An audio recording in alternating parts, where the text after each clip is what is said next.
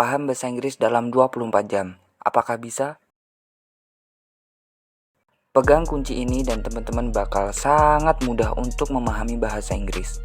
Aku juga sebelumnya nggak tahu apa-apa tentang bahasa Inggris. Namun setelah aku berpegang pada kunci ini, aku bisa memahami bahasa Inggris dengan sangat mudah. Kuncinya adalah harus bisa memahami susunan kalimat.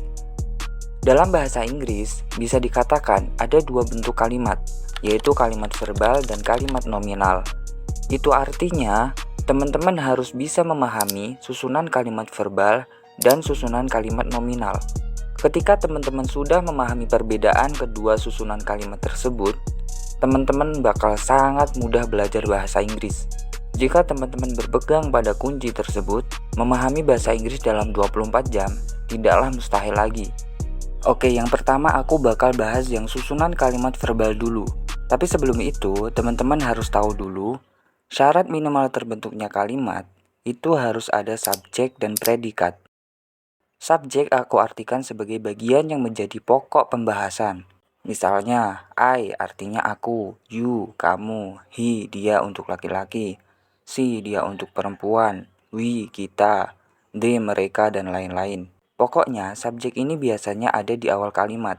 Sedangkan predikat adalah bagian yang menjelaskan tentang subjek.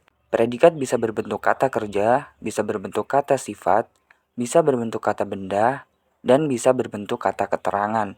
Itu artinya setelah subjek, predikatnya bisa berbentuk kata kerja, atau kata sifat, atau kata benda, atau kata keterangan. Nah, jika predikatnya adalah kata kerja, maka disebut kalimat verbal.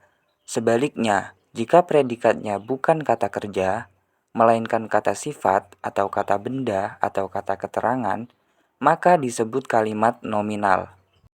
Dengan ini, sementara kita bisa menyimpulkan susunan kalimat verbal terdiri dari subjek lalu kata kerja. Sedangkan susunan kalimat nominal terdiri dari subjek lalu bukan kata kerja. Nah, berikut adalah contoh kalimat verbal. Artinya setelah subjek diikuti oleh kata kerja. Dia belajar, bahasa Inggrisnya he learned. Ibu memasak, mother cook. Nggak ada masalah teman-teman. Susunan kalimat verbal ini cuma subjek lalu kata kerja. Atau lebih lengkapnya nanti ditambah objek sama keterangan. Tapi yang pasti minimal harus ada subjek lalu kata kerja. Dan teman-teman cuma tinggal nerjemahin aja satu-satu. Yang jadi masalah adalah yang kalimat nominal. Contoh kalimat nominal. Aku lapar. Aku bahasa Inggrisnya I. Lapar bahasa Inggrisnya hungry. Aku lapar, I hungry. Apakah benar begitu? Ini belum benar teman-teman. Dalam bahasa Inggris bisa aku katakan kata kerja atau dalam bahasa Inggris disebut verb. Ini wajib ada dalam susunan kalimat bahasa Inggris. Lalu bagaimana jika kalimatnya seperti ini? Aku lapar. Ini adalah kalimat nominal di mana terdiri dari subjek, lalu kata sifat. Di sini tidak ada kata kerjanya. Memang kalimat nominal tidak ada kata kerjanya. Oleh karena itu, karena tidak ada kata kerjanya, maka saat inilah kita membutuhkan to be, alias pengganti kata kerja. To be itu apa aja? To be itu ada 3, yaitu am, is, are. To be dari I adalah am. Jadi aku lapar, bahasa Inggrisnya bukan I hungry, tapi I am hungry. Kita tambahkan to be am setelah subjek I am hungry. Contoh kedua, ini sepeda. Kalimat tersebut adalah kalimat nominal yang terdiri dari subjek plus kata benda. Ini bahasa Inggrisnya this, sepeda bahasa Inggrisnya bicycle. To be dari this adalah is. Jadi ini sepeda bahasa Inggrisnya this is bicycle. Nah, sampai di sini teman-teman udah dapat kuncinya. Kunci untuk menguasai kalimat verbal dan kalimat nominal. Kuncinya adalah kalimat verbal tidak membutuhkan to be, sedangkan kalimat nominal membutuhkan to be.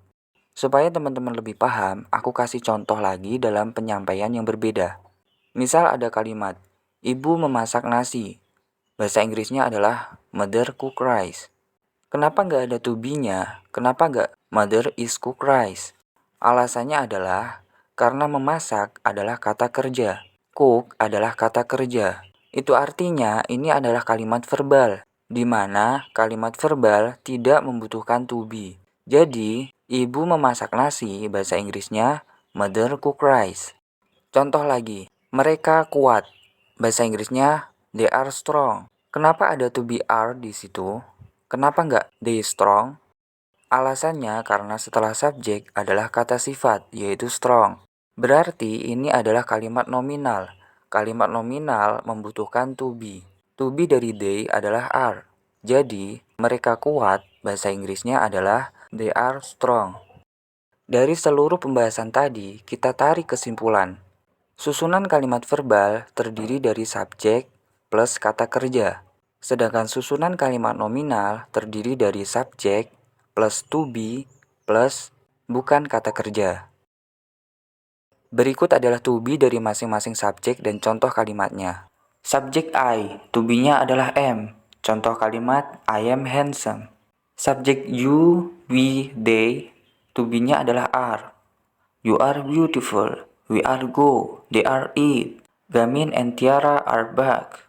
Subject he, she, it, this, that, Gamin or Tiara. To be-nya adalah is. Contoh kalimat he is smart. She is stupid. It is book. Gamin is back. Perlu digarisbawahi yang subjek nama orang. Jika subjeknya nama orang tunggal, artinya subjek tersebut hanya satu, maka to be-nya adalah is. Misalnya, Nadia cantik. Nadia, hanya satu orang. Maka to be-nya adalah is. Nadia is beautiful. Sedangkan jika subjeknya lebih dari satu, maka to be-nya adalah are.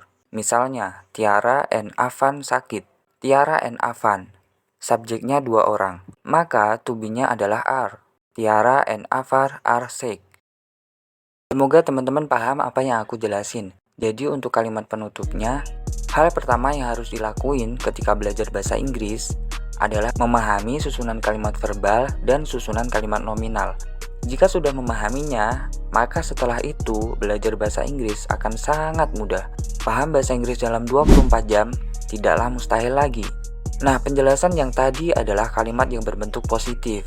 Itu artinya pembahasan dan contoh-contoh yang aku sebutin di video ini adalah kalimat verbal positif dan kalimat nominal positif. Lalu bagaimana jika bentuknya adalah negatif? Sampai jumpa di episode selanjutnya. Tapi teman-teman gak perlu khawatir karena kuncinya udah kalian dapetin di episode ini, yaitu kalimat verbal tidak membutuhkan to be, sedangkan kalimat nominal membutuhkan to be.